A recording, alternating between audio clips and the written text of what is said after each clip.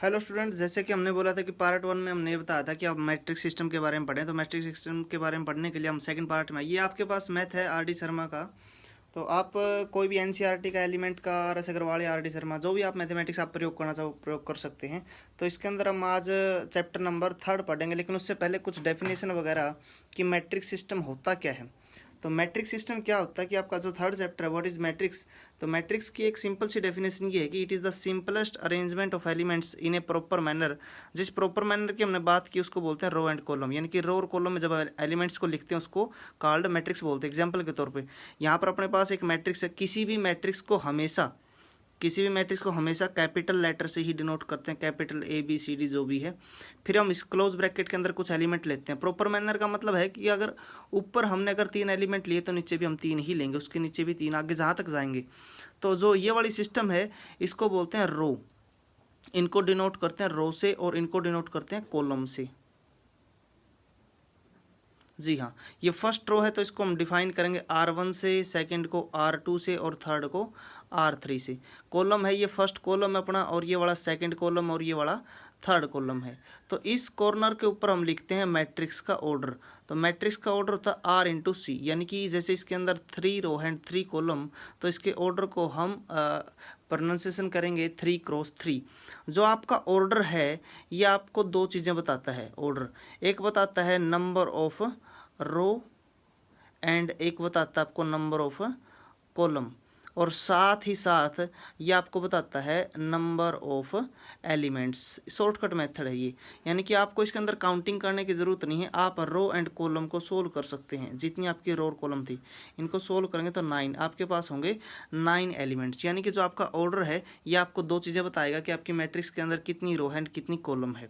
इसके बाद हम पढ़ने जा रहे हैं कि कितने टाइप की मैट्रिक्स होती है, इसकी प्रिंसिपल नोटेशन क्या होती है। तो अभी फिलहाल हम पढ़ेंगे इसकी प्रिंसिपल नोटेशन। जी हाँ, हम बात करें थे प्रिंसिपल नोटेशन की। तो प्रिंसिपल नोटेशन में किसी भी मैट्रिक्स को हम A equal to small A I J M cross N, M यहाँ रो है, एन यहाँ कॉलम है, आई और जे इसकी रो और कॉलम के अंदर पोजीशनिंग है। तो किसी भी मैट्रिक्स को ऐसे डिनोट करते हैं कि मैट्रिक्स को कैपिटल लेटर से, अंदर स्मॉल लेटर से। लेकिन इनकी पोजीशन किस प्रकार से हम बता सकते हैं। तो फर्स्ट हम पहले हमेशा रो लिखते हैं, बाद में कॉलम लिख सकते हैं। तो आप बोलोगे सर पहले कॉलम क्यों नहीं लिख सकते। तो मैं बोलूँगा कि पहले कॉलम भी लिख सकते हैं, बाद में रो भी लिख सकते हैं, लेकिन उसकी एक कंडीशन है।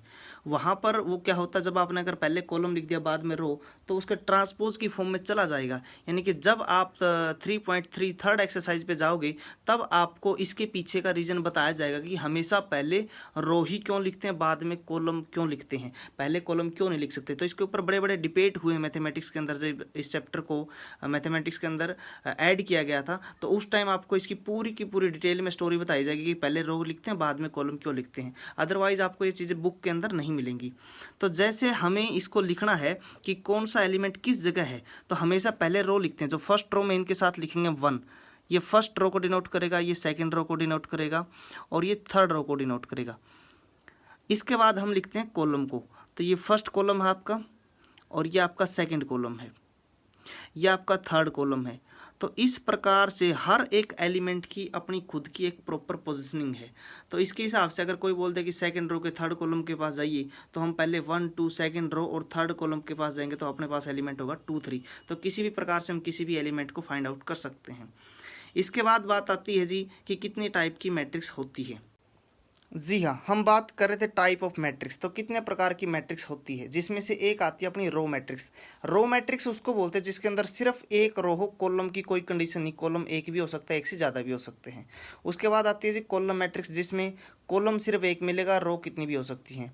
इसके बाद आती है जीरो मैट्रिक्स, जिसके अंदर कोई रो और कॉलम का चक्कर नहीं है, सारे के सारे एलिमेंट जीरो होते हैं, ऑर्डर कुछ भी हो सकता है।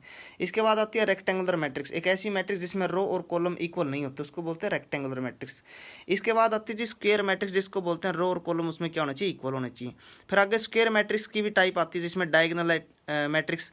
डायगोनल मैट्रिक्स ऐसी मैट्रिक्स होती है जिसके अंदर डायगोनल एलिमेंट नॉन जीरो होते हैं और सारे बाकी क्या होते हैं, जीरो होते हैं। यानी कि सिर्फ डायगोनल एलिमेंट मिलेंगे नॉन जीरो और बाकी मिलेंगे जीरो। इसके बाद स्केलर मैट्रिक्स, एक ऐसी मैट्रिक्स जिसमें डायगोनल एलिमेंट होते नॉन जीरो हैं लेकिन होते सेम है, यानी कि बाकी सारे एलिमेंट जीरो लेकिन डायगोनल एलिमेंट सेम मिलेंगे। आइडेंटिटी मैट्रिक्स उसको बोलते हैं जिसमें डायगोनल